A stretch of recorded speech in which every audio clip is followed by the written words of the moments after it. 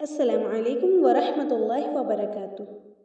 الحمدللہ وحدہ والصلاة والسلام علی من لا نبی بعد اما بعد۔ آج ہم را کے تفخیم یعنی را کو موٹا پڑھنے کی تیسری اور چوتھی حالت کے بارے میں تفصیلاً پڑھیں گے۔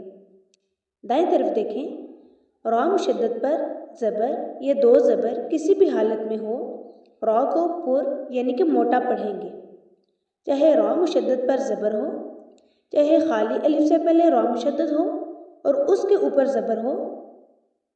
اسی طرح چاہے مشدد را پر کھڑی زبر ہو یا مشدد را پر دو زبر ہو۔ مثال دیکھیں، مرتن، شرن۔